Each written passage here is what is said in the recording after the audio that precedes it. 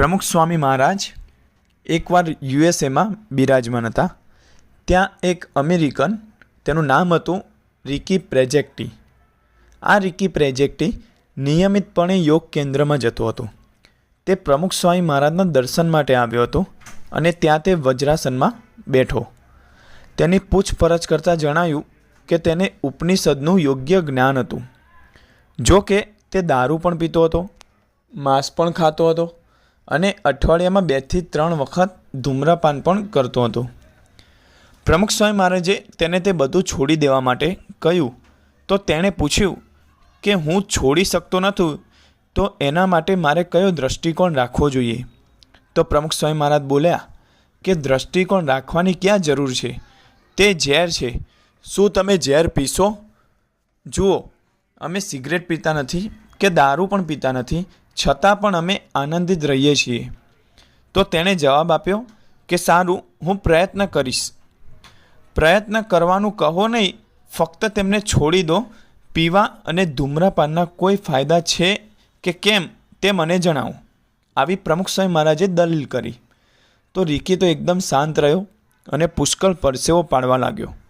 પ્રમુખ સ્વામી મહારાજે કહ્યું, તમે આધ્યાત્મિક જ્ઞાન શીખ્યા છો અને ઉપનિષદનો અભ્યાસ પણ કરી રહ્યા છો, છતાં પણ તમે આવું બધું ધૂમ્રપાન ને દારૂ ને બધું પીવો છો, તે કેટલું વિચિત્ર છે.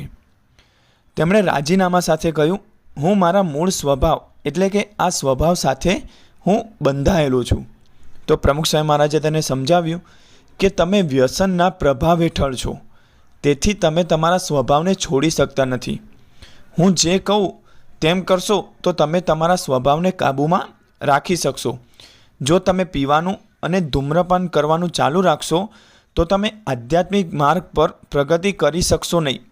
તમે ભગવાનનું ધ્યાન કરો છો, પરંતુ વ્યસનો વિશેના તમારા વિચારો તમારા ધ્યાનને ખલેલ પહોંચાડે છે. વ્યસનો બેકડી જેવા છે, તેના વિશે થોડો વિચાર પણ તમને આધ્યાત્મિક રીતે આગળ વધવા દેશે નહીં. આ વિક્ષેપ તમને તમારા દરેક કાર્યમાં અવરોધ કરશે. તેથી તમારા વ્યસનો અને ખરાબ ટેવો છોડી દો. આ સાંભળીને રિકી ફરી શાંત રહ્યો. તેણે તેની આંખો નીચેની તરફ નાખી અને પોતાનો પરસેવો લૂછવા લાગ્યો. તો પ્રમુખ સ્વામી મહારાજે પૂછ્યું, શું વિચારો છો? ઓછામાં ઓછો કંઈક બોલો તો ખરી. તો રિકીએ કહ્યું, હું તમને શું કહું સ્વામીજી, હું અહીં તમારી કરુણાના એક ટીપાની ભીખ માગવા આવ્યો હતો અને તમે મને સંપૂર્ણ સમુદ્રમાં ડૂબાડી રહ્યા છો.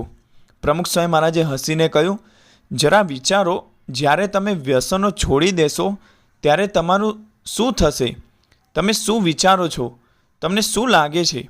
તો રિકીએ જવાબ આપ્યો, જો હું ધૂમ્રપાન અને દારૂ પીવાનું છોડી દઈશ તો હું ભય, તણાવ, પીડા અને ચિંતાથી ઘેરાઈ જઈશ. તો પ્રમુખ સ્વામી મહારાજે એક ટિપ્પણી કરી, તમે પહેલેથી જ તેમના દ્વારા પકડાયેલા છો અને તમે ભયમાં છો.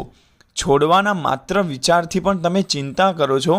તમારે વિચારવું જોઈએ કે જો તમે છોડી દેશો તો તમને કંઈ થશે નહીં. રિકીએ કહ્યું, જો હું પ્રતિજ્ઞાનું પાલન ન કરી શકું તો હું મારી જાત પર પાપ લાવીશ. તો પ્રમુખ સ્વામી મહારાજે ભારપૂર્વક કહ્યું, તમે પહેલેથી જ વ્યસન કરીને પાપ કરી રહ્યા છો. ભલે તમે તમારી જાતને આધ્યાત્મિક કહો છો, પરંતુ તમારા પીવાના અને ધૂમ્રપાનના વ્યસનને લીધે તમે પાપો કરી રહ્યા છો. આમ આ સાંભળીને રિકી ચૂપ રહ્યો. અંતે પ્રમુખ સ્વામી મહારાજે કહ્યું, દુનિયામાં અન્ય લોકો ડ્રગ્સ લે છે ત્યારે તમને તે ગમે છે? તો રિકી કહે, ના. પ્રમુખ સ્વામી મહારાજે કહ્યું, તમારું આગલું પગલું ડ્રગ્સમાં વ્યસ્ત રહેશે, તમને તે ગમશે? રિકી કહે, ના. પ્રમુખ સ્વામી મહારાજ કહે, તો પછી શા માટે હવે તમારી ખરાબ ટેવો છોડશો નહીં? તેમના જીવનમાં પહેલી વાર તેમણે પ્રમુખ સ્વામી જેવી વ્યક્તિ મળી હતી જે તેમને પ્રેમથી અને અંગત રીતે આ સમજાવતી હતી. અંતે તેમણે પ્રામાણિક પ્રયાસ કરવાનું વચન આપ્યું, પંચાંગ પ્રણામ અર્પણ કર્યા અને પ્રમુખ સ્વામી મહારાજ પાસે આશીર્વાદ માગ્યા. અને પ્રમુખ સ્વામી મહારાજે આશીર્વાદ આપતા તેમની આંખોમાં કરુણા છલકાઈ ગઈ અને કહ્યું કે જ્યારે તમે આ વ્યસન છોડો ત્યારે મને પત્ર લખજો.